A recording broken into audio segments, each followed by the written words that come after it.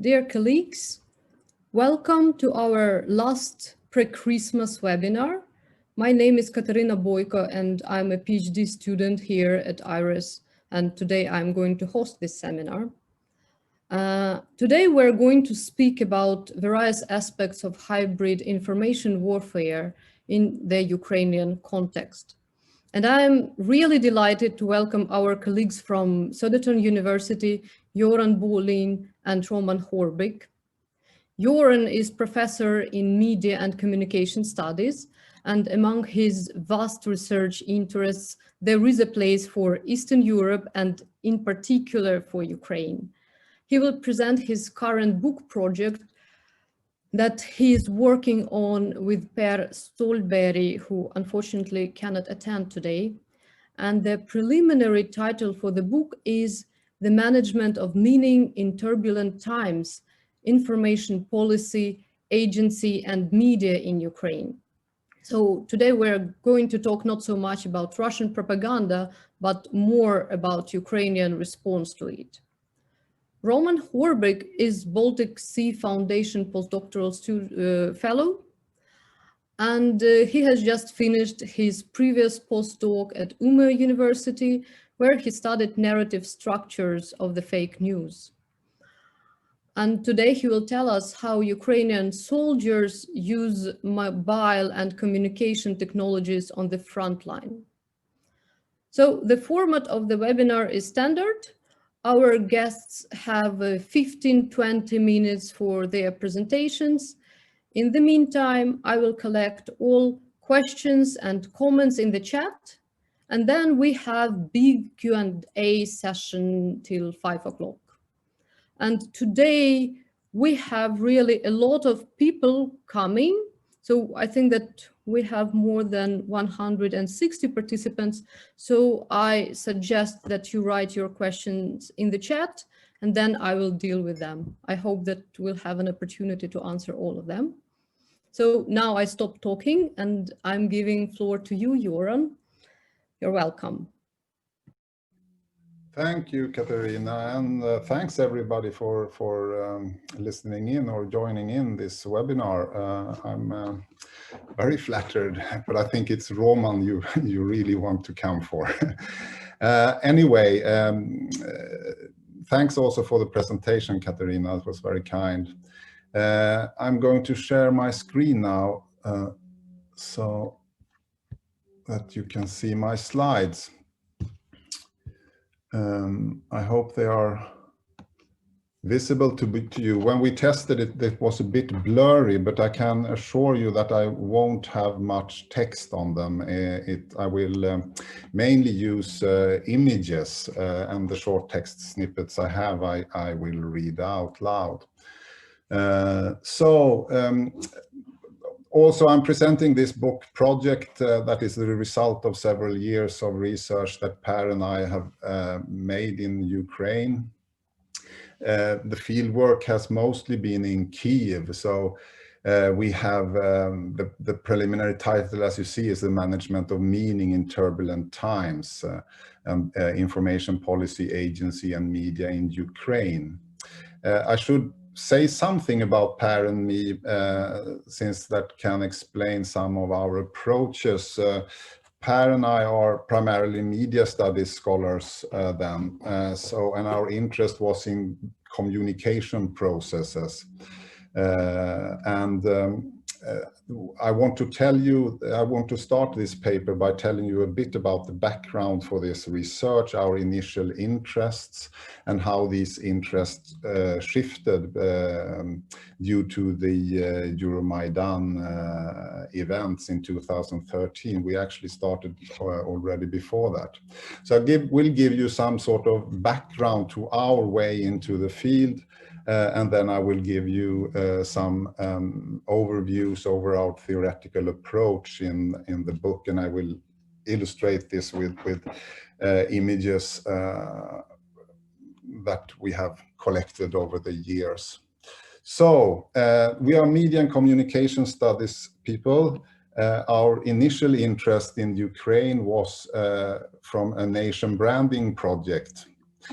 We became interested in this when Ukraine arranged the Euro 2012 soccer championship in 2012 then, and how they wanted to present Ukraine to the rest of the world, take the opportunity that a big championship allows to present Ukraine. Nation branding, some of you may be acquainted with this phenomenon, is something that most countries engage in the world, but it can be defined as the practice of governments, PR consultants, media organizations, and the corporate business to promote a specific image of a particular nation state, in this case Ukraine, and you can find Ukraine's logo in the middle of this map of logos from countries all over the world. So our interest was in the communication practices to paint a picture of Ukraine to the rest of the world, addressing foreign tourists, foreign investors, also maybe foreign politicians. This is a practice that is internationally spread. Many post-Soviet countries have seemingly felt it more important, and much of the research into nation branding has focused on Eastern and Central Europe, but also other parts of the world. So Per and I wanted to study these images, and this is an important point I want to make. We wanted to study the communication from Ukraine to the rest of the world, which means that communication was phrased in mostly in English, mainly in English. Neither Per and I speak Ukrainian, nor do we speak Russian, so which has proven a bit of a disadvantage, of course, but we can take that up in discussion, what consequences that has had. So we have mainly focused on the internationally directed communication. Before the Euro 2000, a campaign called Ukraine All About You, many of you are, I'm sure, familiar with that, was constructed, initiated by PR consultants together with governmental agencies to brand the country before the soccer championship, when everybody knows that journalists are paying attention to what is happening.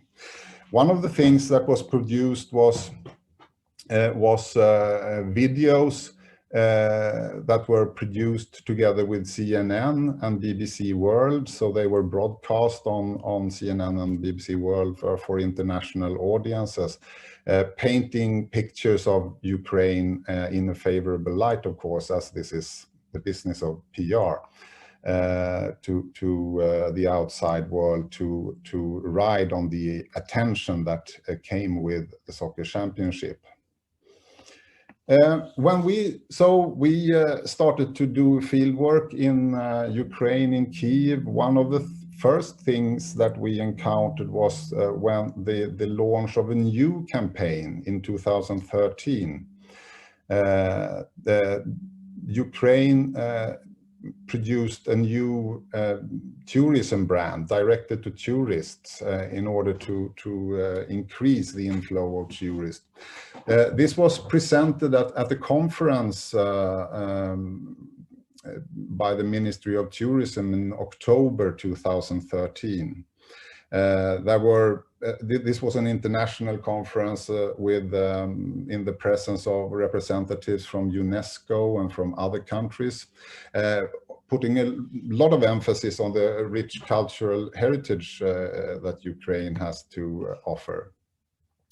So the conference was opened by the then Vice President Alexander Vilkul. So he had an opening speech where he showed, among other things, this slide on the PowerPoint that illustrated the ambitions to increase the tourist inflow to Ukraine from the 22,000 tourists per year that were coming in 2012, and in 2022 the aim was to have to double that, to have 50 million tourists coming into Ukraine. So we thought that as communication scholars, we thought that this was tremendously exciting, and took part of that conference and of all the campaigns to arrange the Eurobasket championship in 2015, the application for the Olympics in 2020, I think, etc., and many other activities around that that time. So Vice President Wilkul, he said in his opening speech that tourism is a diplomatic asset now, and we found that truly fascinating. As you know, and that when we didn't in October, was that just a couple of weeks afterwards, the protests against the Yanukovych government started in Maidan. This put, paradoxically, this put Ukraine very clearly on the map and in the eyes of the interested surrounding world. All the media were both print and broadcast media were focusing on the happenings in Ukraine, producing images such as this. So it certainly put Ukraine on the world map, but not in the way that was expected a couple of weeks earlier at this campaign for the tourism campaign. So the wave of demonstrations started in November, as you know, of course, and the dominant images and descriptions of the Maidan events filled the international mass media, producing sometimes also aestheticizing the protests with images such as this or this one. So it's an aestheticization of protests. Related to these images, words like revolution appeared alongside with propaganda, of course, because as you know, this protests also ended with the war in eastern parts of Ukraine and with the annexation of Crimea by Russia. So our initial interest in branding and marketing practices soon turned into these information management procedures that were initiated. Coming from media studies, and I don't know if you can read this, but I will read it out to you. Our interest was in how Ukraine was constructed discursively in the eyes of the rest of the world. So we took this quote that we have used as an entrance into this book that we are now writing. We have a contract with the MIT Press for this book. One of our points of departure is Raymond Williams's analysis of concepts and how they change with time. And I quote from Raymond Williams' book, Culture and Society. In the last decade of the 18th century and in the first half of the 19th century, a number of words, which are now of capital importance, came for the first time into common use, or where they had already been generally used in the language, acquired new meanings. There is in fact a general pattern of change in these words, and this can be used as a special kind of map by which it is possible to look again at those wider changes in life and thought to which changes in language evidently refer.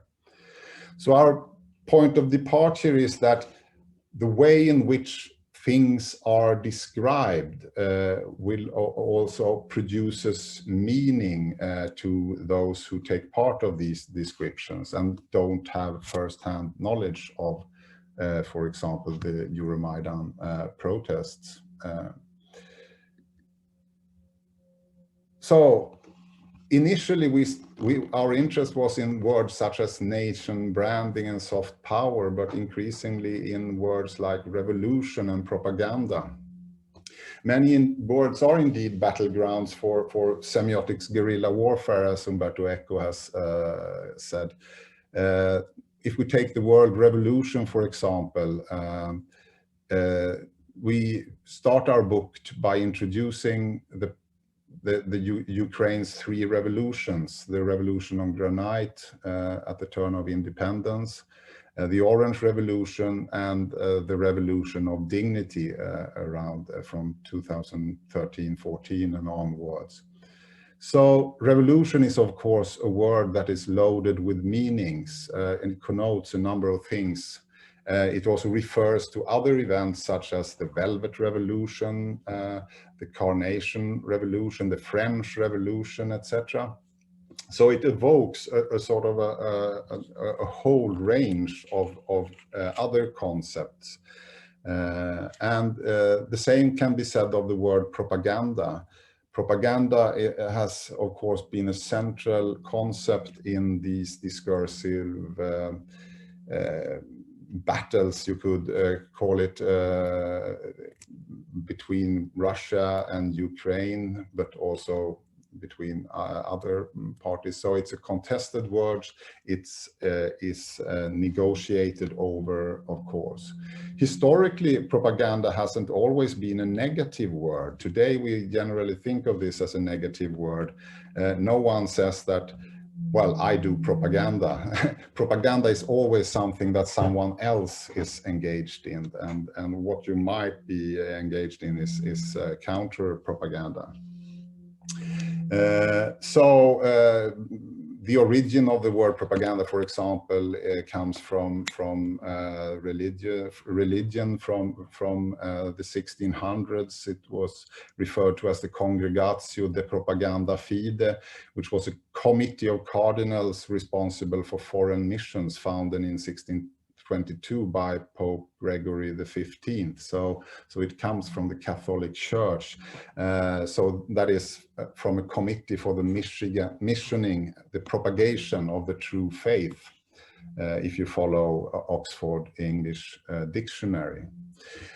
Our point of departure is that these words have not so much analytical value as they are objects of analysis in themselves. The way in which they are used tells us a lot about the things. They are also put in context within the framework of a narrative. So a narrative analysis of the discursive constructions is also at the focus of our book.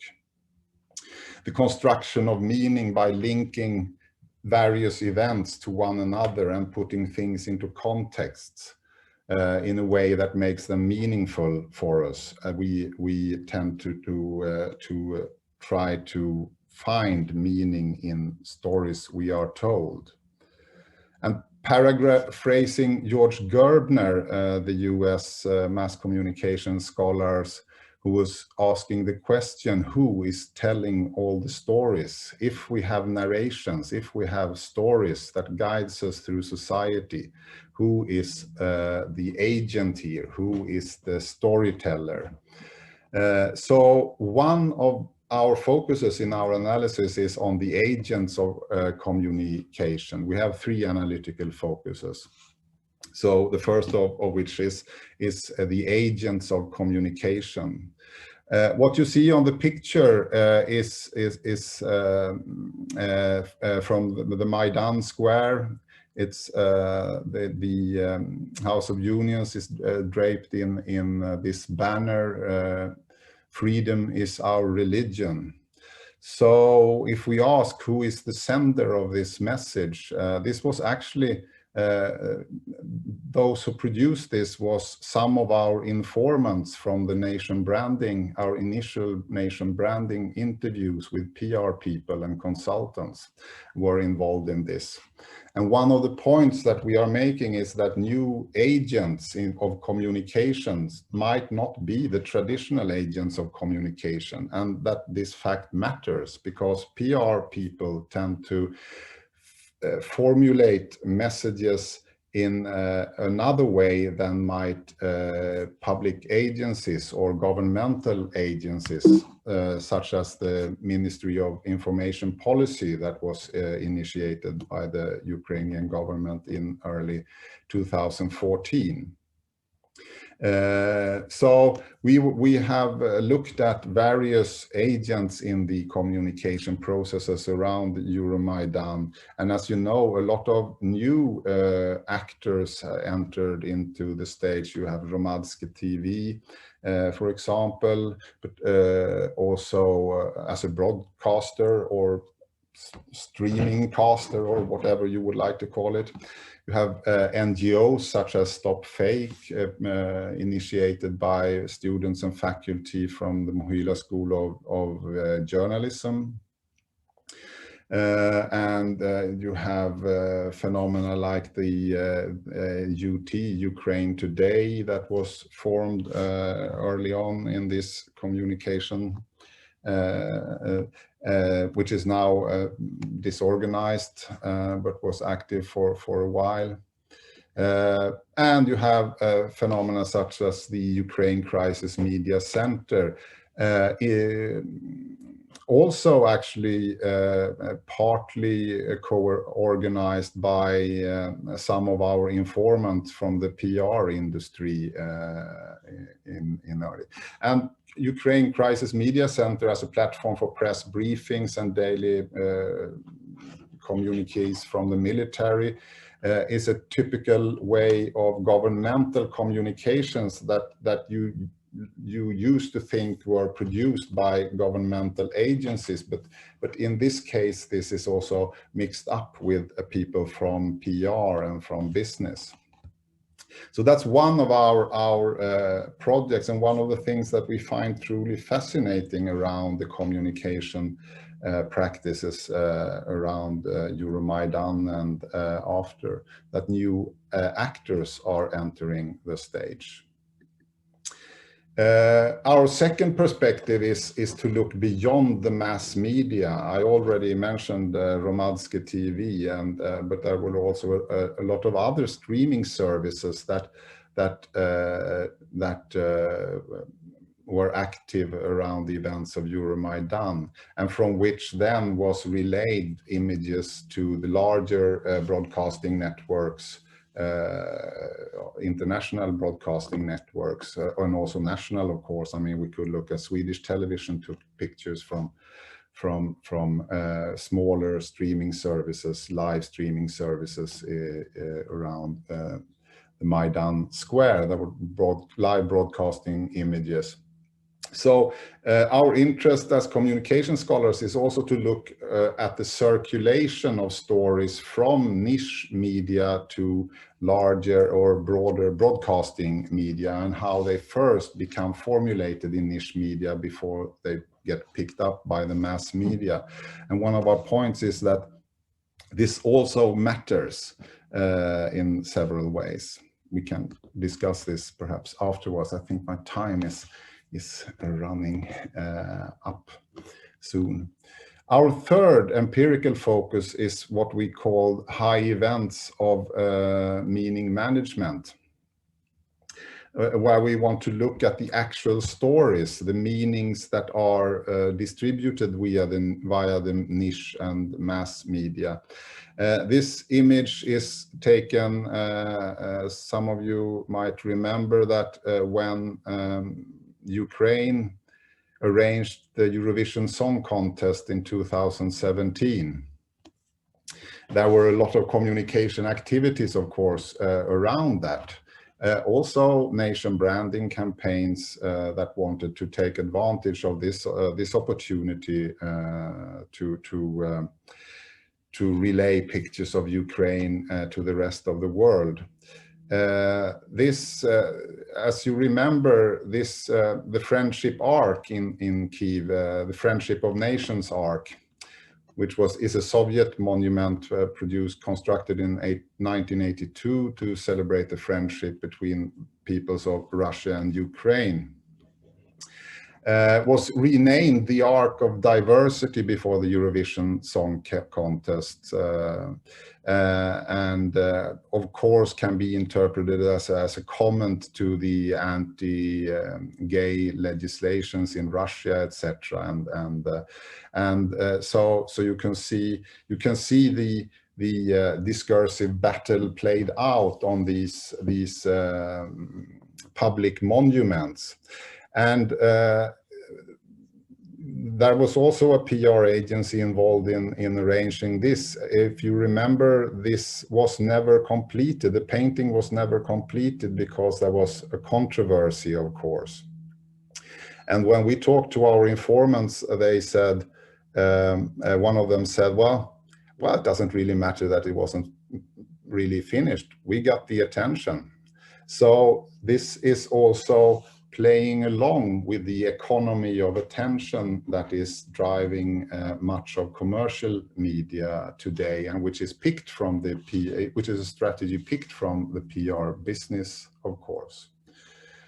So to conclude then, in our writings we try to focus on these things, the communication dimension of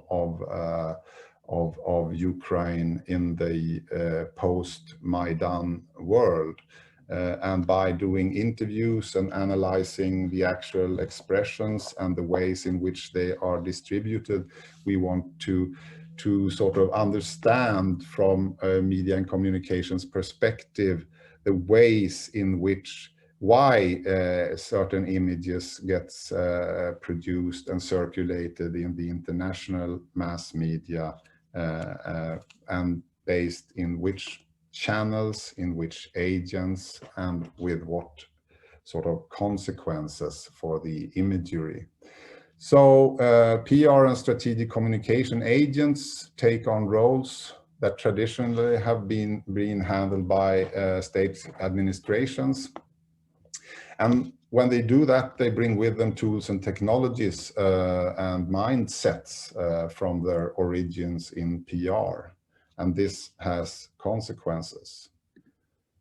Thank you for listening. Thank you, Göran. It was really, really interesting and fascinating. And now I'm giving floor to Roman, who is joining us from Kiev. Hello, everyone. I'm really happy and proud to be a part of this fascinating webinar together with Göran and Per. I will just continue to my presentation right now. So, as you know, I work at Södertörn University, just like Göran and Per, and this is just a tiny bit of official introduction. This is postdoctoral, a 2-year postdoctoral project funded by the Baltic Sea Foundation, which is the larger institution that funds research in into Eastern Europe in Sweden. And my project is titled Connecting Soldiers, Media Ecologies and Materialities on East Ukrainian Frontline. And I'm primarily interested in pretty bloody fieldwork and looking into how soldiers, as well as people affected by the conflict, by the Russo-Ukrainian war, are using communicating technologies with different purposes.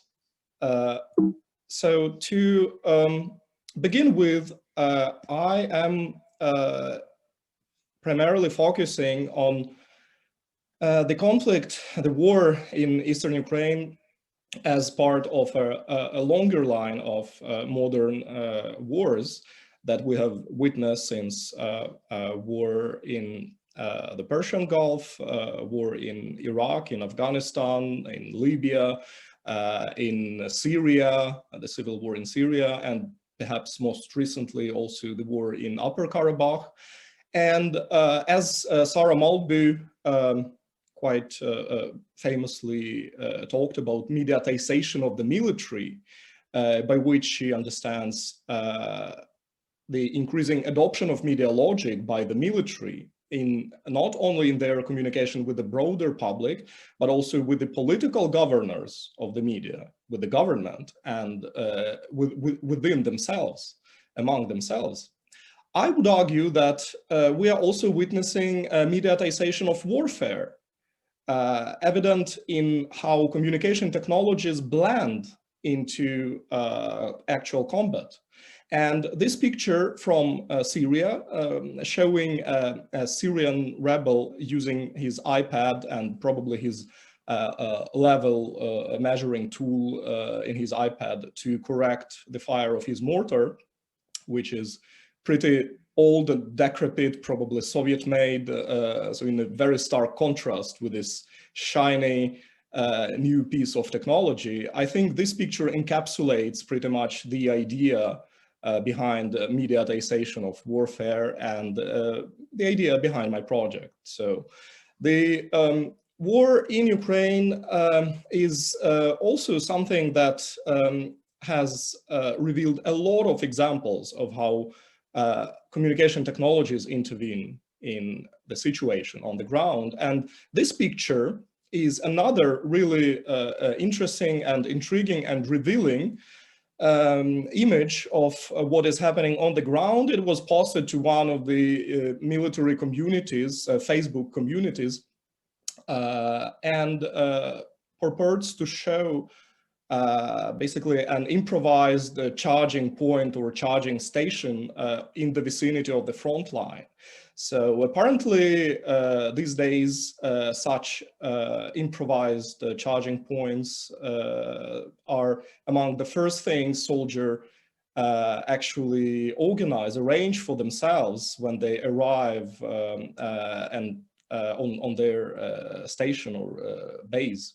Along with the toilet, perhaps. So, which shows the way communication technologies became really indispensable, also in situations of conflict and war, not just in civilian life. So, when we talk about the role of media in war, most of the time we talk about information warfare, we talk about fake news, propaganda, and of course this probably perhaps the most famous example of fake news about the war, this famous or infamous rather story circulated by the Russian First Channel about the boy allegedly crucified by the Ukrainian military, and which of course is totally fake, is a great example of what we mean when we talk about information warfare and the use of media, the roles that media play in war. And there is quite a lot of research on that, but there is also a growing body of research on how media, especially social media, is used by soldiers on the front line. Even though the aspect that I'm interested in, how the materiality of media becomes a part of the materiality of warfare, along with weapons and other military devices, is something that I'm really interested in. And of course, it has been studied also in other contexts. So there are quite a lot of studies, but they mostly deal with Western experience or with experience of modern, highly effective militaries such as the US or Israel.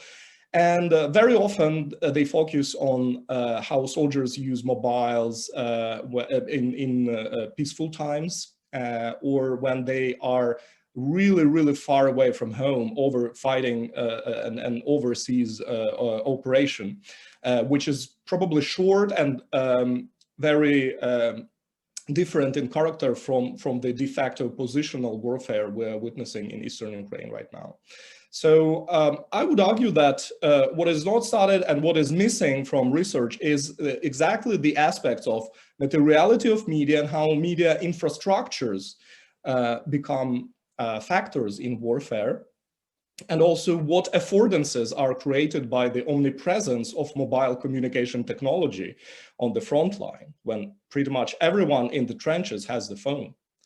And of course, the aspect of conversion of predominantly civilian technology for military use is something really intriguing, even though much of the technological achievements that led to the the product of smartphone or mobile phone actually originate from the military. So we can talk about this return or returning the technology to where it originated in the military sphere, which I believe is very intriguing.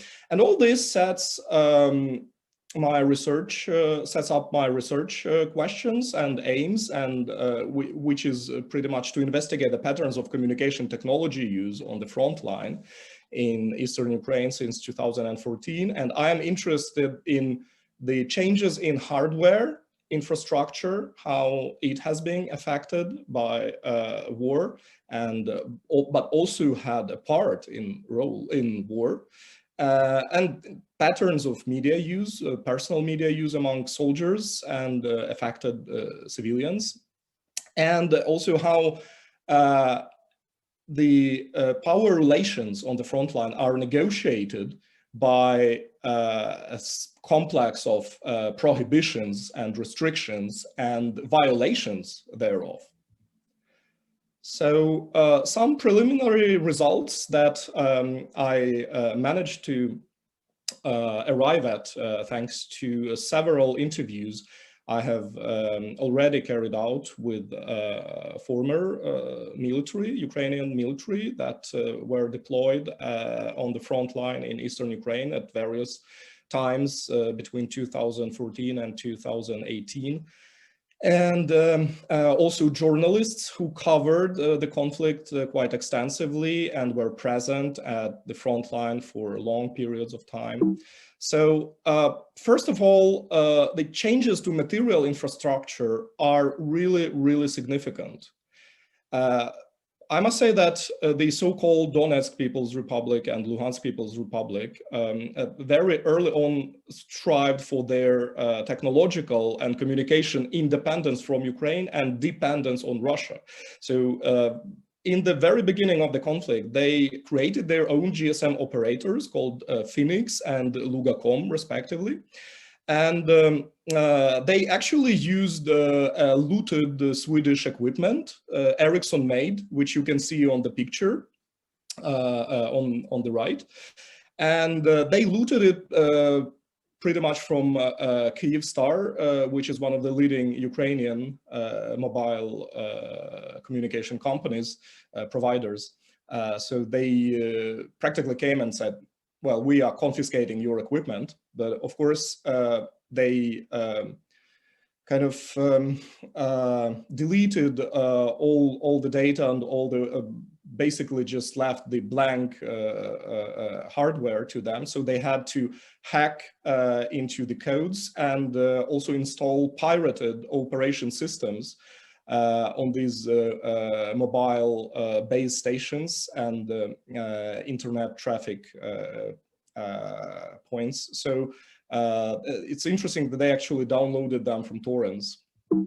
And by spring 2015, 270 base stations were erected, and also a lot of optic cable was laid to detach Donbass from the Ukrainian web network and to connect it to the Russian one by wiring it via Rostov. And when it comes to the telephony, well, phone conversations, they are only available in the so-called DPR and LPR in their operators, Phoenix and Lugacom, by way of VoIP or IP telephony, so basically telephony via internet, which is relatively easy and inexpensive to arrange, but it also causes a number of problems. So, for example, there is no 3G in the LPR, so they just there is practically no mobile internet connection, unlike in DPR.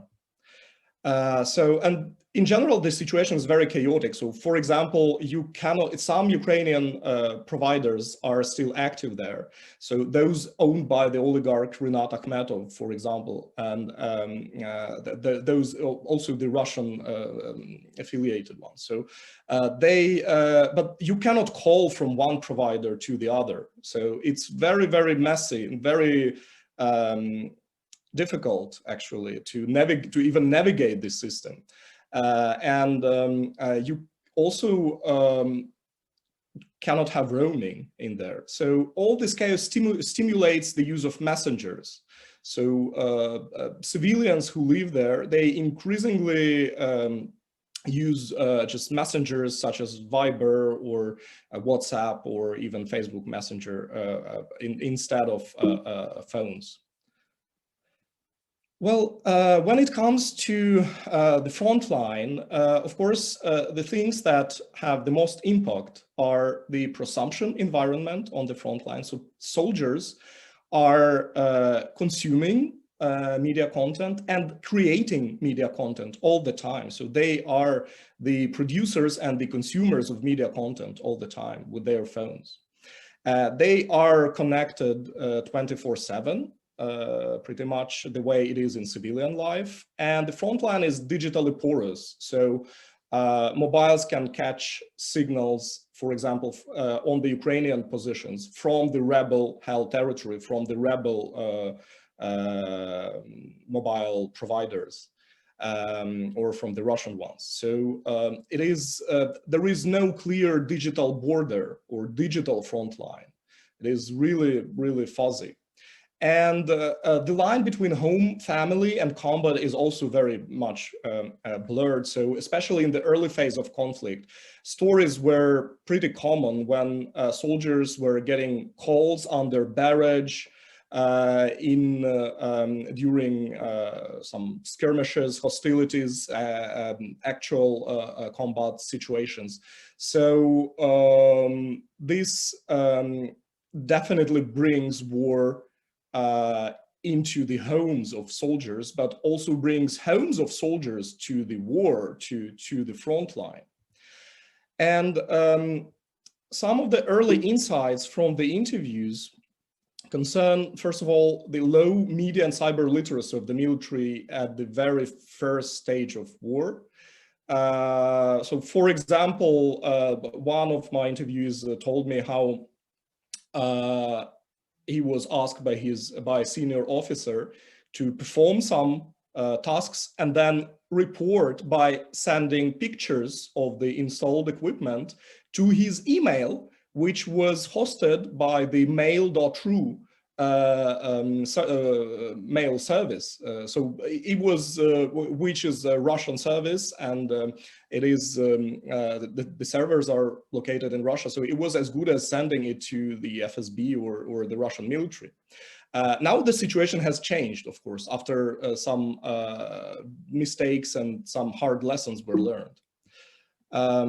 Mobiles are widely used on the front line and around the front line for military communication, first of all, pretty surprising and pretty unusual for a regular army, for reconnaissance and wiretapping. So they are widely used, but they are completely unreliable in that respect. But that makes them really convenient for disinforming the enemy. So they're used to plant, to seed disinformation, to cater it to the enemy. Also, of course, for correcting fire, and very interestingly, something that I totally did not expect, for mapping minefields, so that the friendly troops would not get blown up on their own minefields. And of course, a really interesting aspect here is that they are used pretty much for entertainment as well. So soldiers recall the front line as really, really boring, which is perhaps not something we expect to hear, but this is how many of them experience it, because the drudgery of the trenches is really exhausting. For weeks, there may be absolutely no activity, so nothing happens, and they just must stay there. They must sit there in the mud, in the dirt, and wait for the orders or for something to happen. So they spend time by doing pretty much the same things they do in civilian life, such as watching films, playing games, and listening to music. So here, mobile phones, laptops, tablets become really indispensable. When it comes to more conventional information sources, such as television, and in general, how soldiers keep themselves informed, the most basic thing we must observe is that the TV signal, the Ukrainian TV signal, is systematically jammed from the Russian side. So they actually bring in a lot of equipment to do that. And this is something that, according to the interviews, is not done on the Ukrainian side. So only Russian channels are available practically. And this is what the civilian population is watching. This kind of content, like the one I just recalled in the beginning with that crucified boy story. And Facebook serves as the principal source of news, which is probably not surprising. And relatives can also be important messengers. But the problem here is that soldiers have to sort out themselves and fact check a variety of sources. So there is no reliable source of quality journalist information.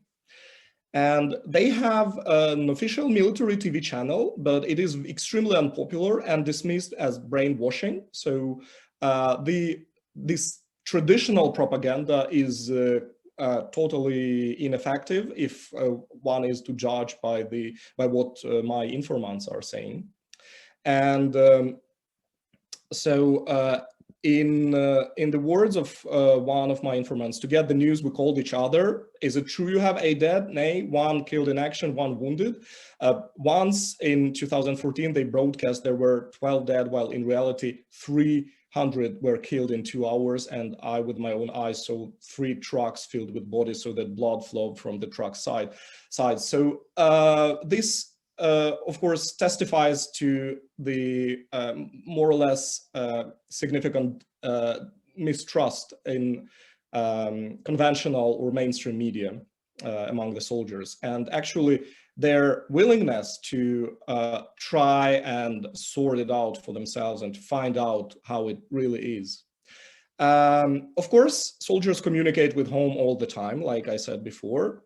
They are connected 24/7.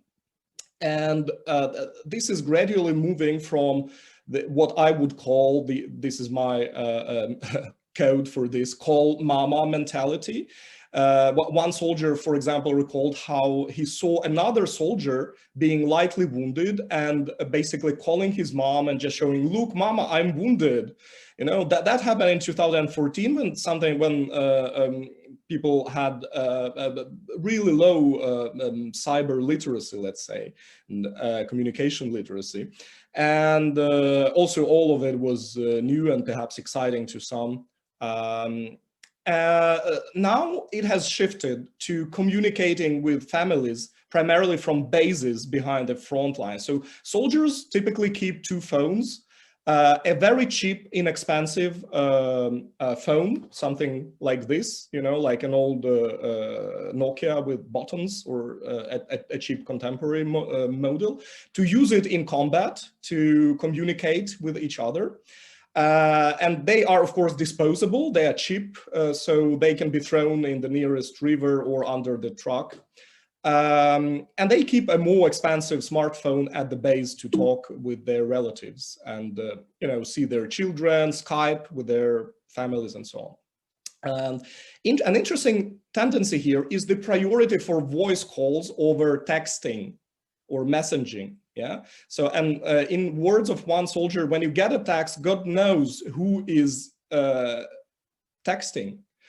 When you text, God knows who will read it on the way. So there is a lot of suspicion around textual channel of communication and a strong priority for audio channel of communication. And I find this interesting. Skype, Telegram, and WhatsApp are some of the popular messengers used, and Viber is officially banned because of its security issues. It's practically very easily available to the Russian military. But it is used for disinformation, once again, and it is even encouraged by the officers to kind of dress up in the military gear, take photos, and send them in Viber saying like, okay, we are moving to that area, you know, and that is completely false. And at the same time, there is this communication with home and families is also characterized with permanent wiretapping by security services, which leads to rendering these conversations banal, banal. So they talk practically like this. Okay, so mom, hi mom, I have eaten, I'm okay, right? And they try to avoid keywords. And in recollection of one of my informants, once my wife called and asked, where are you now? And I heard at once a characteristic sound in the background, meaning they are recording. I say, guys, turn it off. Let me talk with my wife. I'm legit. The phone is apparently simultaneously a curse and a blessing. And in July 2015, the use of phones on the front line was officially banned by law by the Ukrainian parliament, but the use still continues. So this ban is being violated.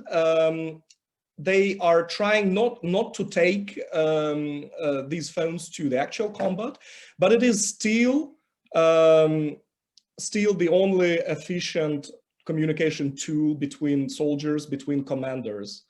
And commanders may permit such use officially if necessary, and it is necessary almost all the time, as secure communication channels and systems are absent, are not available for the Ukrainian military. This also leads to reliance on code words. So when they talk, they are aware of being wiretapped all the time, or potentially wiretapped.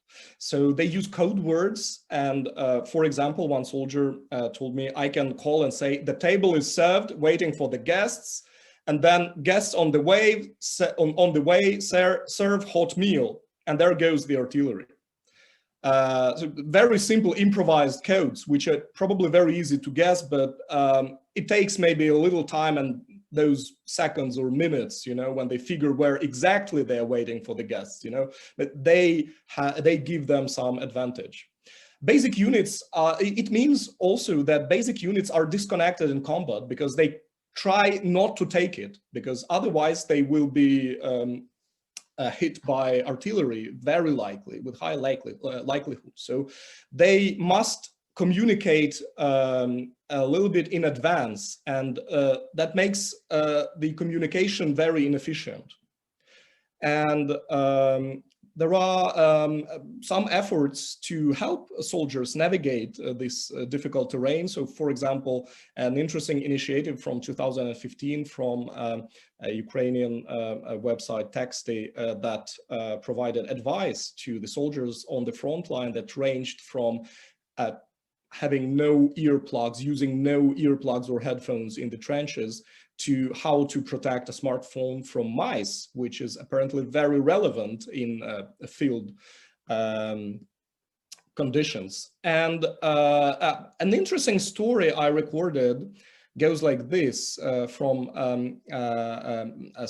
one of the soldiers I talked to. I went with a guy who had to broadcast coordinates. I cleared the field, he set it up, then I checked with the map and see we came to a wrong area. He says, I know. And then the area where we were supposed to be is shelled. He says, got it? I say, got it. So that guy, so he led them to the wrong place on purpose, because he knew that perhaps their original location was leaked and they expected artillery fire targeted at it. But then what happens then is interesting. Then a new strike hits very close to us and the guy goes nuts. What bastard took the phone? I'll kill you. And the young soldiers comes forward and says, I just called mama. In 5 minutes we were gone and the place was pulverized. So this is what happens when you take the phone to the actual battle. The omnipresence of portable communication technology creates new affordances in by developing new media genres, such as footage found in a dead soldier's phone. So, for example, it was really popular kind of or genre of video on YouTube in 2014, 2015, with videos allegedly leaked from phones that belong to soldiers just killed in action. So they supposedly represented like their last minutes or the last minutes before the fire came that killed them. Whether authentic or not, this was very popular and also used for propaganda purposes to demoralize the enemy. Also, prisoners of war in many cases were forced to call their parents for a video. And this is something that the so-called rebels used very much, quite heavily. There are some cases of Ukrainian forces doing the same thing. So these videos are also enabled by the presence of smartphones on the front line. Then brutal interrogation videos of prisoners of war. This is something that is exclusive to the pro-Russian or Russian forces because this is explicitly banned in the Ukrainian army, and it is very hard, if at all possible, to find something like this recorded at the very least.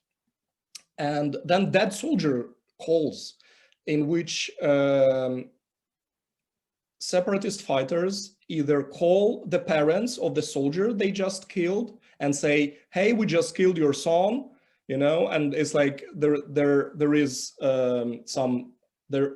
supposed to be some gratification to be derived from this, from their reaction. So it's almost like, in some ways, it's almost like these popular dark web genres of snuff videos or something like this, or what other researchers call war porn, or they may answer the calls of unsuspecting parents on the phone of the soldier killed in action.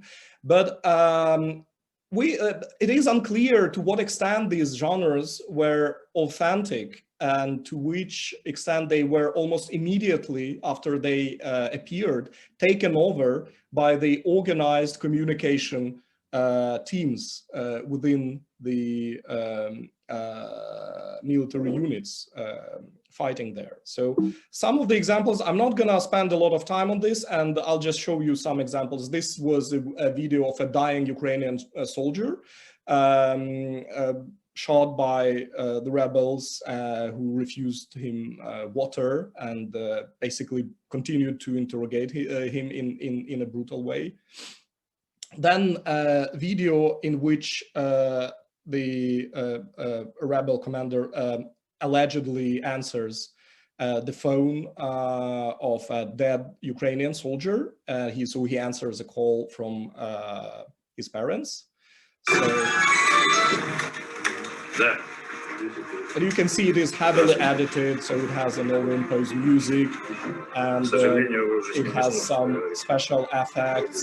It has some quite sophisticated editing, so a sequence of different shots. So it is an interesting example of how they're trying to imitate this authentic camera footage, actually, this authentic phone footage aura.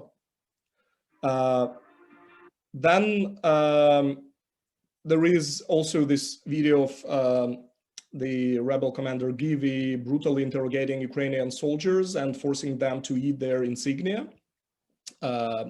which is very professionally made with very professional angles and editing and a very clear idea behind it. But it also kind of, it tries to capitalize on the authenticity of just showing what's just happening right now. And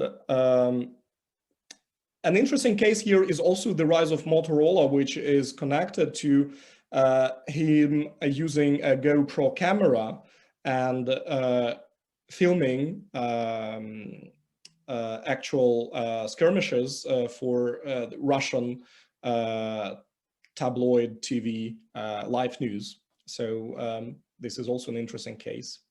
And at the same time, there are also a lot of videos that imitate this authentic mobile phone footage and represent some fun on the front line, such as this video from the birthday of Givi, where he's dancing with another female rebel, I assume.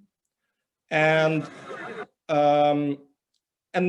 it somehow coincides or taps into another genre that was really popular with rebel iconography, the weddings of the militants, which is an interesting imitation of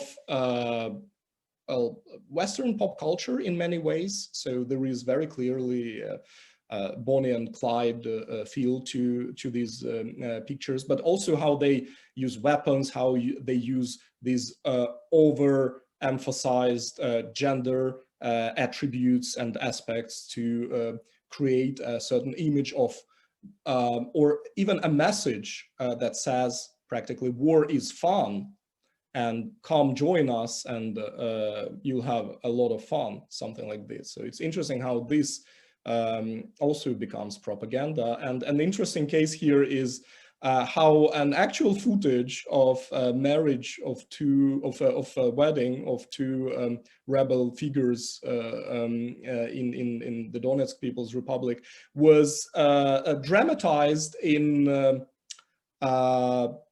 fictional, we could say, film by Sergei Loznitsa, Donbass, that recreates a lot of actual footage, actually. So this is an interesting case that I'm looking forward to analyzing later and talking more about. But this is the end of my presentation, so I hope that you enjoyed it, and I would be very happy to talk about it more. Thank you, Roman. It was really exciting. And I would say that we have a lot of questions. So the first question is to both of you. What does the hybrid warfare in Ukraine teaches the EU to become more resilient, in particular in the field of cybersecurity policy?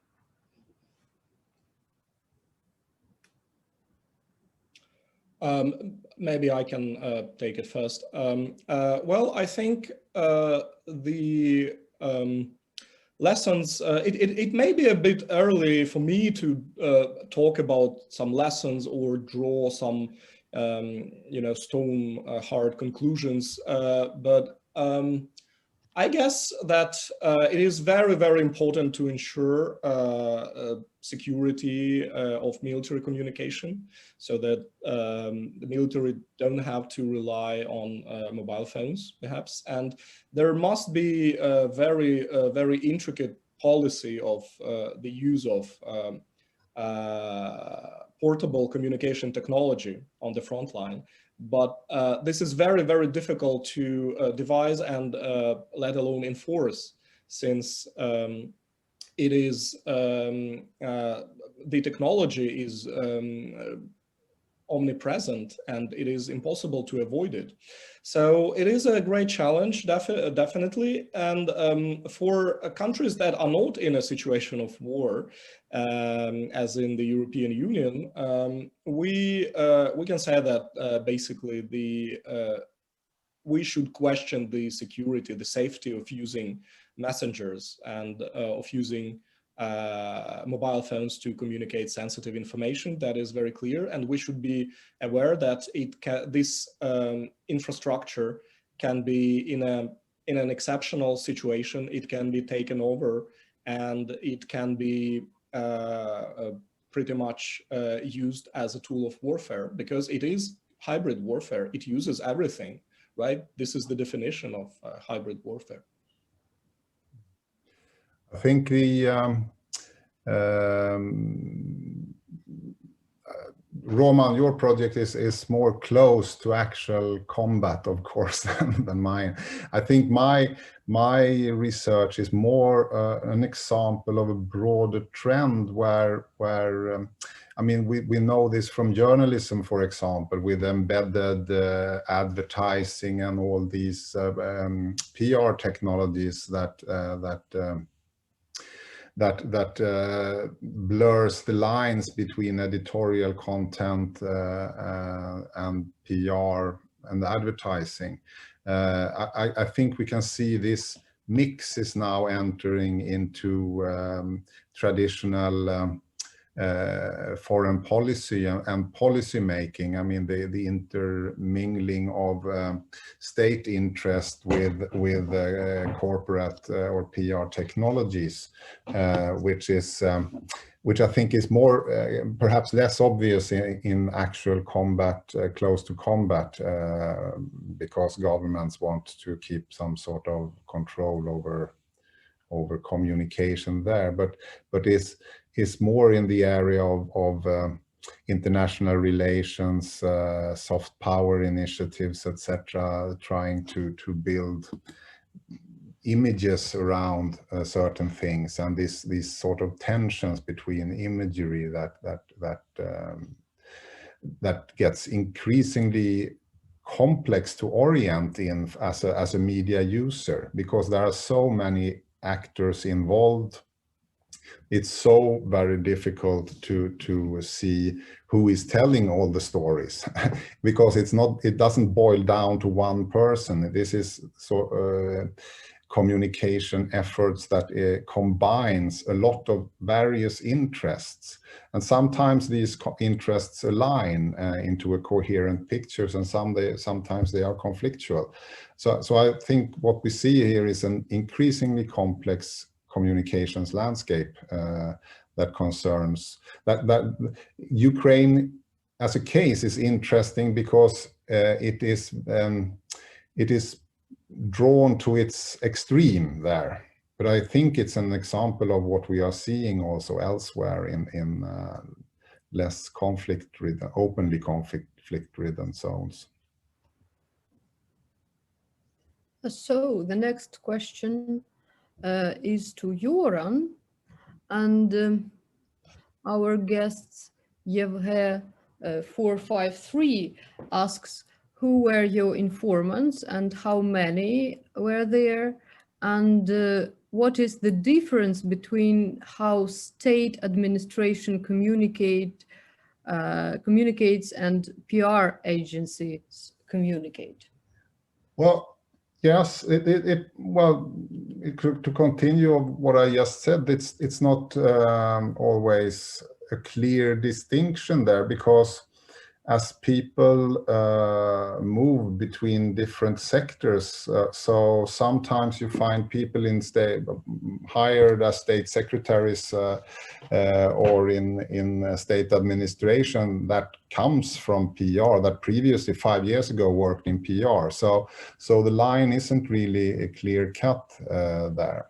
So we have made interviews. I can't say how many we have worked. I mean, we have done this since 2013, and we have worked, I didn't say much about methodology, but we have worked ethnographically to take part in events, talking to people, like what I showed you, I told you about the conference, for example, where the tourism campaign was launched. So you hang around, you talk to people, you sit next to people. So that's the type of methodology we have used. We have also made formal interviews with several PR agencies and with people at the Ministry of Information Policy, for example, also.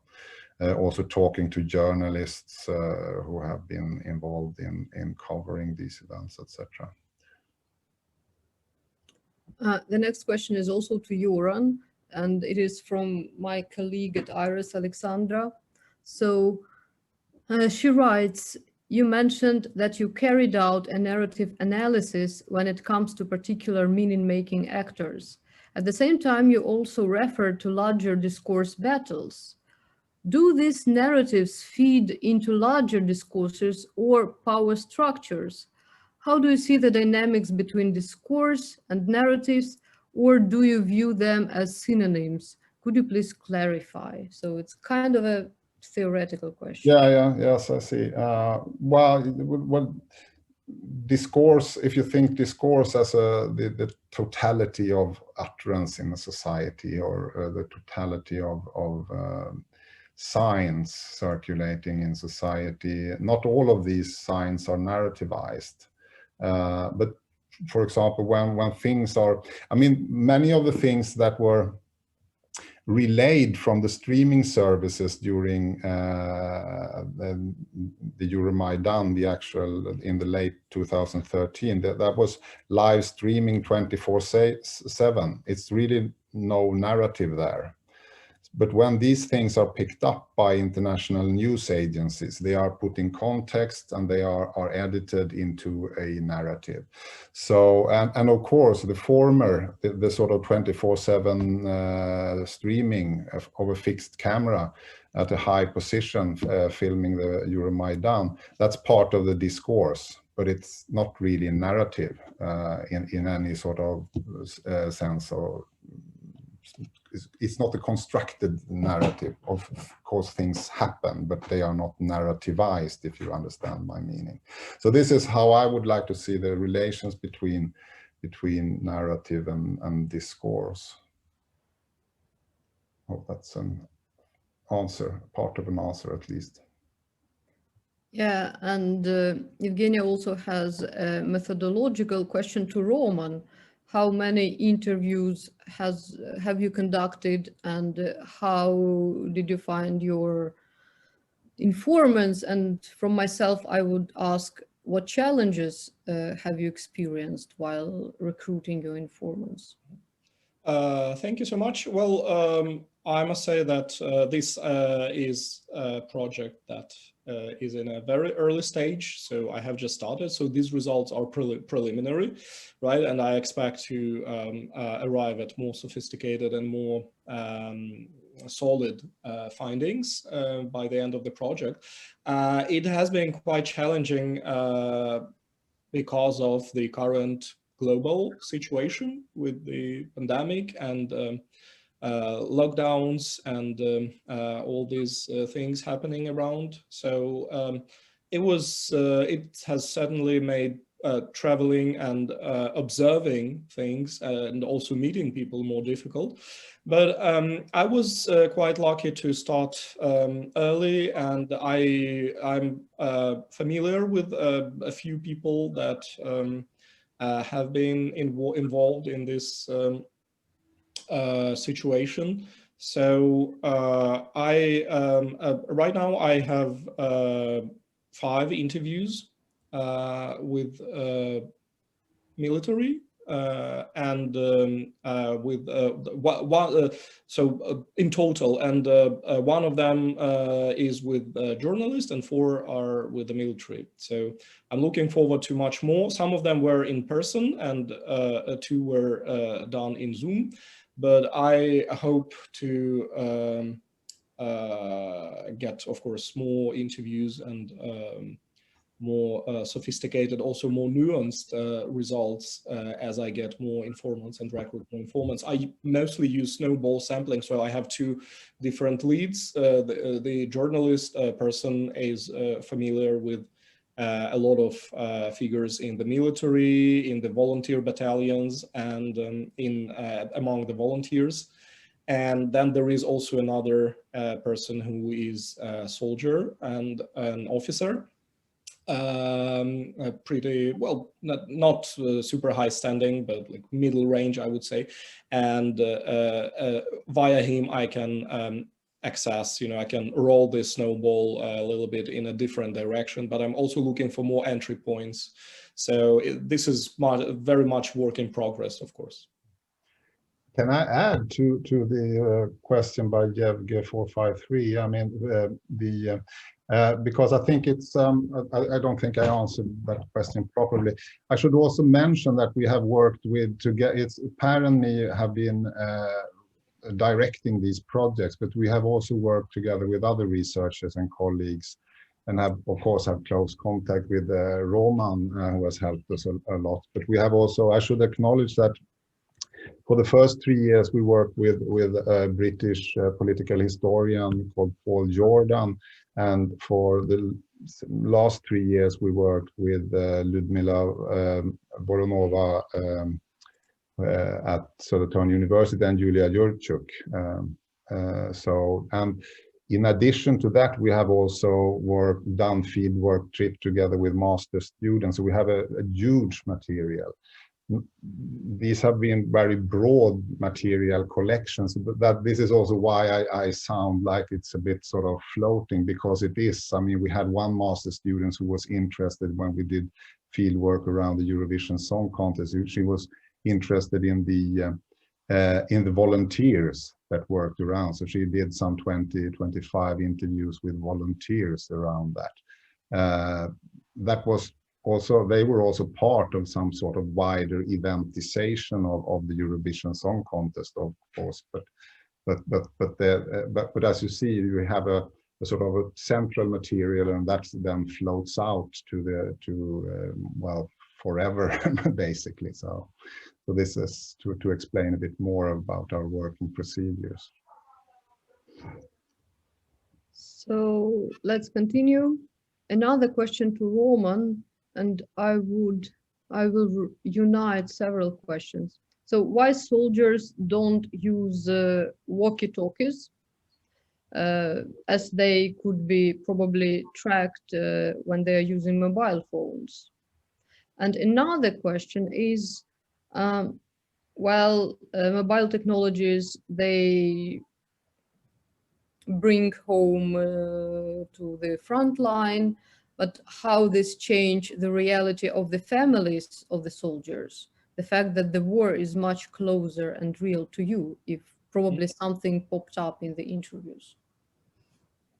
Well, I haven't asked about walkie-talkies, but I assume that's because it's very easy to wiretap a walkie-talkie. It just uses they use the same frequencies, so it's practically when you use a walkie-talkie, you hear all others around you. So it's probably a tiny bit more difficult to hack into a mobile phone. So that also gives a little edge over a walkie-talkie. But it's an interesting question to ask practically. Definitely, I think I should add it to my questionnaire. And as for the impact on the families, that's practically the same. I haven't asked about it directly. I already have a long list of questions. So interviews typically last 1 hour at the very least. But it's an important issue, and I definitely need to talk more about it. I would assume that it takes a bigger emotional and psychological toll on the family members. So it makes it more difficult for them, and it has a more destabilizing effect on the society, perhaps, in general, or at least on this group of people within the society. But that's, again, I need to talk to them about it. So thanks for the tip. Then on the right of the host, I will ask a question to Göran. How do you estimate the effect of all these Ukrainian counter-propaganda measures Has Ukraine achieved at least some tactical victories in this information war? And what was more effective, the state, civil society, or these PR specialists that you mentioned in your presentation? It's well, the question of effects is a tricky one because we don't know how things would have been if all these communication efforts hadn't been made. So it's impossible to tell. But you can, I mean, take an organization as like Stop Fake. They have received quite a large international attention,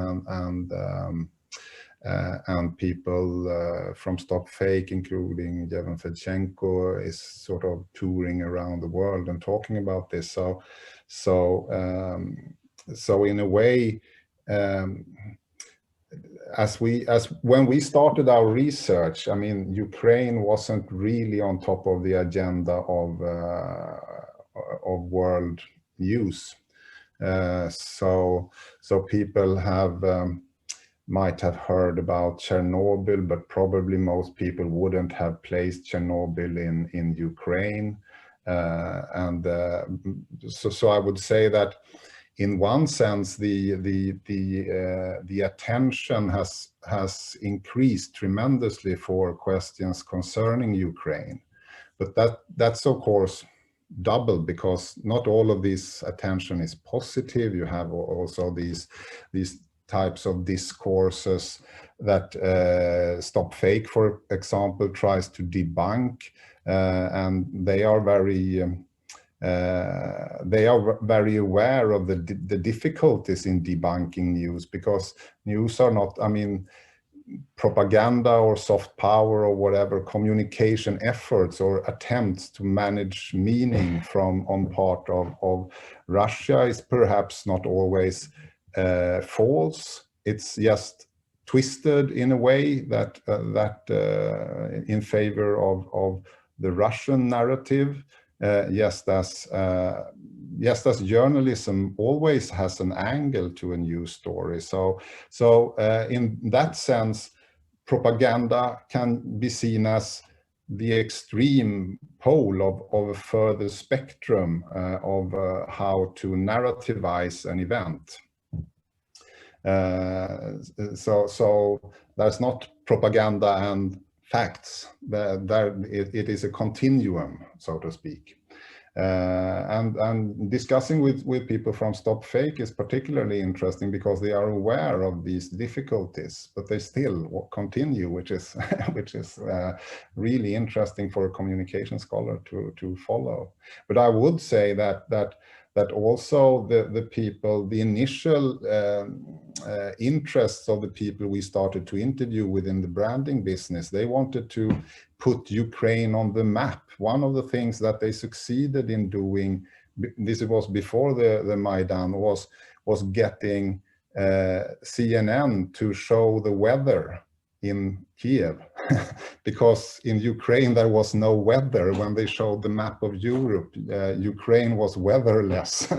So they achieved to put Ukraine on the map, and that's, you can think of this as a very tiny part of attention, but it also deals with recognition, etc., and questions like this. And I would say that if you make a poll in Europe today, I mean, most people would know what Ukraine is, what is the name of the capital, etc. So, thanks. So, Roman, you are the next. I will read the question from Cameron Dolan. If Russia is taking no claim to assisting the rebels, how are they technologically developed with equipment such as jamming and being able to pick up signals from Ukrainian forces? Does this not completely prove that they must be getting assistance from the Russian army? Of course, yeah. It's like, I think when you start digging into it, of course, the fact that this kind of independent rebel republics just not being part of the Russian war against Ukraine, it all falls apart because they get everything. Like apart from the equipment, they kind of, well, effectively stole from Kyivstar that that Ericsson, a Swedish made equipment I showed you.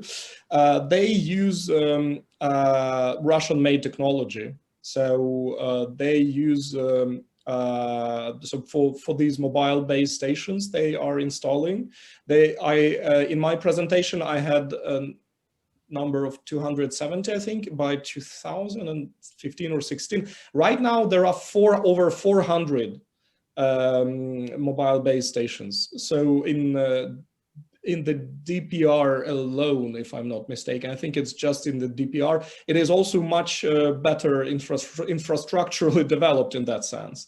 It is managed in a better way. But equipment for that, they all they receive it from Russia, and they also buy a lot of used equipment from around the world. So it's a mishmash of different producers. So they have Ericsson, they have Huawei, they have some others as well. But a lot of it is Russian made, definitely. And they so explicitly reconnect, or rather deconnected from Ukraine and connected to Russia, to the Russian networks, so that it leaves practically no doubt. As for the jamming machines and all this military equipment, it's even clearer that, of course, you cannot, it's not like that old 2014 tale that, you know, these are some independence fighters that just, you know, took over some Second World War tank monument and just put an engine in it, and then, you know, they drive it and it can shoot, you know. So of course that is a ruse, and it's very clear when you start looking at communication and infrastructure. It's not a thing that you can improvise on the go, that you can build just like that. You need a lot of support for that. You need a lot of equipment. You need a lot of expertise. And that is basically smuggled or exported or explicitly connected from Russia to, dispatched from Russia to these enclaves, let's say. Well, the next question is from Iran, and I think that I can address it to both of you. Why was, or maybe still is, Ukraine vulnerable to hybrid information warfare tactics? I think all countries are. So I don't think Ukraine is special in that sense. I think so. So I think it's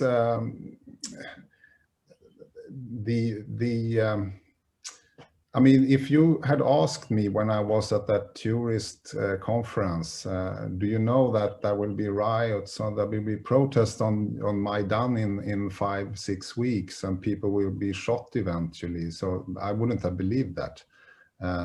And I think these things can happen in other places, not necessarily everywhere, but I don't think that these things are exceptionally unique to Ukraine, and I mean you can see the protests in Belarus now, how people are protesting in Minsk, and how the news media are reporting from Minsk, and how that also feeds into Twitter and to niche media. So, and I think every situation is in a way unique. So there are specificities when it comes to Belarus that were not there in Kiev, but there are also similarities. I mean, the ways in which people try to relay images to other countries to find support from other countries, and how some of the opposition leaders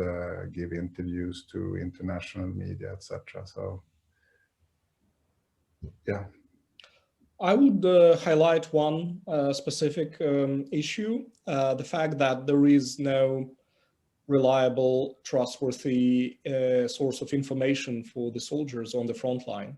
this is already alone a significant threat to information security, because a significant part of the active military has no access to the news content they can trust, and they have to sort out, to sift through lots of information postings on Facebook and Twitter and other social media. And they have to learn how to fact check, and of course they are not always successful at this. So they also fall victim to fake news very often, to all kinds of alternative facts and conspiracy theories and so on. So and the official mainstream media, they do not trust them. So there is a significant problem here in how they keep themselves informed. So this is, I would say, a significant threat that emerges immediately from the material I already have. Just one example, but I think it's something that we almost never talk about. I haven't heard people talking about it earlier, so I think it's really significant. The next question is also to Roman. Can you elaborate a bit more about the fact that Viber is forbidden in the army, and whether soldiers comply with this? And another sub-question is, how would you describe the quality of electronic warfare tools of the Ukrainian armed forces? Mm-hmm. Well, regarding the first one, there is a military decree that explicitly prohibits the use of Viber, and I couldn't cite the number right now, but it is real, and it is very clearly related to the fact that it is a Belarusian developed startup, a tech company, and it is very easily accessible for Russian security services and the military, and they are it's not secure at all. So as for whether the soldiers comply with it, my impression is that more or less they do comply, because this is something that you learn, just as you learn that taking a phone to perform your battle task is a bad idea, because you might, okay, your officer is telling you don't take your phone with you, you know, but you think, okay, that officer, you know, is like you know, the authority, and I don't trust him, you know, he's just sending us to get killed or something like that. As I'm smarter than him anyway, so I'll take my phone, you know. But after several such people get actually killed, you know, others, let's say, well, develop a better understanding of this, that it actually matters. It makes sense. And I think the same happens with the Viber. I'm speculating here, but I believe it's not that, like, soldiers spoke about Viber as really fishy themselves, actually. So they use it perhaps to communicate, like when in civilian life, or when it's something very non-essential, or also to see the disinformation that they can do. But my impression is that they are more or less compliant with the restrictions that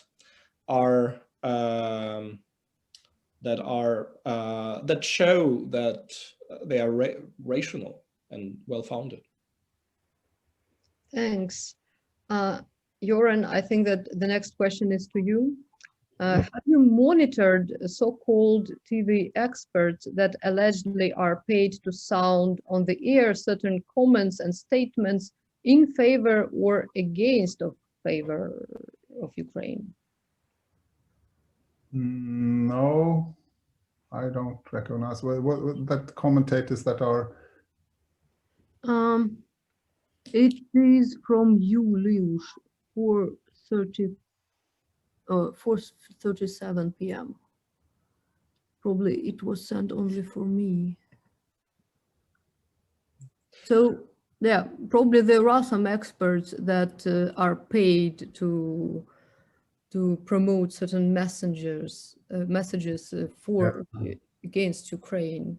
Have you paid attention to them in your project? No, I mean, we haven't paid any attention to such people. I'm sure there exists those people. I haven't really come across. We haven't been looking for. I mean, our interest hasn't been to verify whether something someone says is true or not. Rather to study the sort of meetings between different types of narrativizations of the history. And we have focused mostly, as you said in the beginning when you presented me, that we have not focused on Russian communication at all. There's a lot of research into that. So our interest has been primarily on the Ukrainian side, and it comes also from our starting our project before the Euromaidan and before this information war, if you want to call it that. So our point of departure was in the PR business. So that's why we started. And when we found out that the same people that we had interviewed in early 2013 about PR and about city branding, etc. They were involved in Maidan, and they were setting up communication things like the Ukraine Crisis Media Center and also other things. Then we became interested in this and the things that I have pointed to several times, the sort of merger between different types of communication agents. That was what triggered our interest, because we hadn't really seen it so clearly and obviously before. So that was our interest, and then whether these people state true facts or not hasn't been a priority of us. Also because it's very difficult to say. I mean, we acknowledge, that's why we also find Stop Fake's position so interesting, because they try to debunk things, but not all things. I mean, there isn't a clear line between truth and falseness always. Sometimes there are, but not always. And we have tried to avoid that, putting ourselves in that position. Yes. If I may, I just realized I forgot to answer the other question about the electronic warfare resources. Yeah. The Ukrainian I have some more questions to you. Yeah, I very briefly, I'll just answer that. My impression is that they are quite bad at jamming, but they are quite good at also using mobile phone signal for artillery targeting, and they are good at wiretapping. So they're also using this. So Roman, the next question. You mentioned the story about a soldier saying many more people had been killed than reported in media. So how often does news from the front line emerge that contradicts what journalists on any side are reporting? Well, I can't hardly answer that from the framework of my project and methodology I have. So I'm not going to estimate the accuracy or reliability of the media coverage of this war. So I can't really say much about that. It's like it pops up sometimes in what soldiers tell, that when they talk about the mainstream media and how they cover it. So it's sometimes it's a little bit uncertain. Sometimes they don't sound like that critical, and they sometimes say, yeah, maybe it's not, it's a bit kind of unfair or out of balance or something like that, but that's pro-Ukrainian information, so maybe it's not that bad. But sometimes they are just very open about what they perceive as practically completely inaccurate information and just lies. So, but how often that happens, it's very difficult to estimate. I can't say that, unfortunately. I'm reminded that you have not answered another question about how do you estimate the quality of electronic warfare tools of the Ukrainian armed forces? Like I said, I've just answered it briefly before that one. So like I said, they are wiretapping their own soldiers, and they are wiretapping their calls home. So and they use code words or keywords. I'm sorry, keywords to monitor phone conversations of the soldiers. They also wiretap communications of the rebels.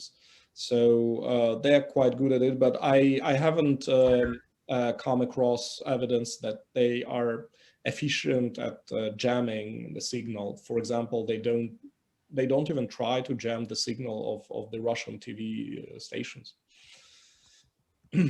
Yeah. Göran, what do you think is the ratio of different narratives about Ukraine now? That is war in Donbass, occupation of Crimea, corruption, and President Zelensky policy. And if I can, I would also add very small sub-question, how that situation that you studied changed from the time that Zelensky came into power. I don't think, I mean, of course, I mean, the attention on part of the international media goes, of course, a bit up and down. And when Zelensky was elected, there was, of course, a lot of talks. When last autumn, if you remember, there was also a lot of talks about Ukraine. We have actually an opening of the book where we quote from Kyiv Post in September last year, which says that the international news spotlights on Ukraine hasn't shone so brightly since the Euromaidan revolution, the popular uprising that sent Kremlin-backed President Viktor Yanukovych fleeing to Russia, which started a war in response. The popular HBO series Chernobyl also got Ukraine a flicker of fame this year.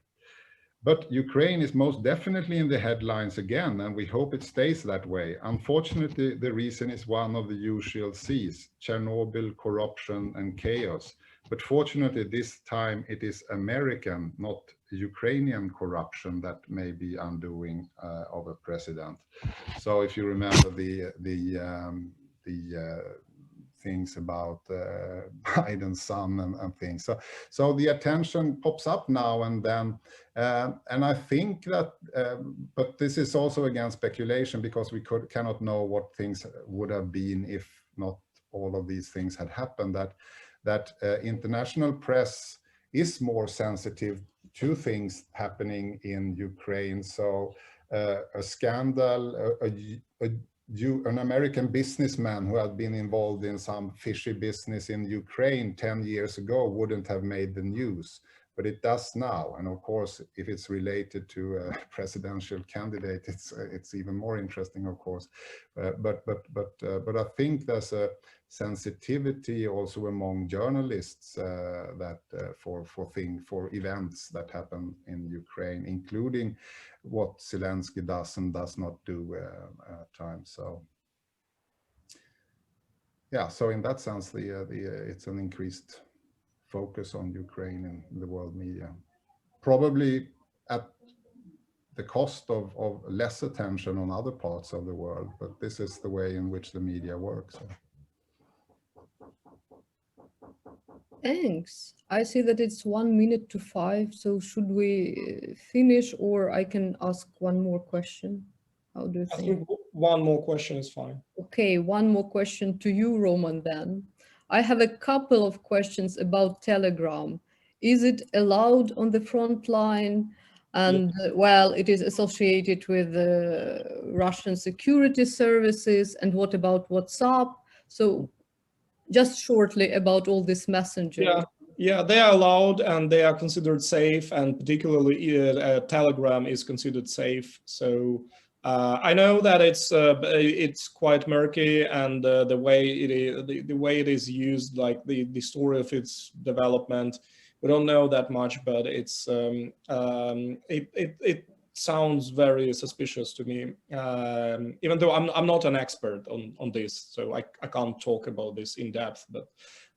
It's probably, it can be as fishy as Viber, but it's deemed safe and it is allowed and very much used, probably more than WhatsApp. WhatsApp is also considered safe and used. So Skype is also very popular. Other than these, maybe Signal rarely, but I think that might be more of an exception actually. Well, thank you. I'm so sorry that I didn't manage to ask all the questions, but there were so many of us. I think that at the highest point, there were 217 participants, and it's kind of a record for us during this semester. So, well, thanks, and I wish you happy Christmas. If I may add, if we didn't answer some questions and people would like, the esteemed audience would like to get answers, so I suggest you just email us. So our emails are published on the university website. So just Google and we'll be happy to communicate about this. Sure, I think it's a great idea. Yeah, yes. Thank you very much for hosting, and thanks to everyone for attending. I was really not expecting this large crowd, I must say. Thanks. But it was nice. Yeah, thanks once again. Thanks for the questions, and thanks for this opportunity. I was really thrilled and happy to present it. So thanks a lot, and Merry Christmas. Yeah, Merry Christmas. God jul.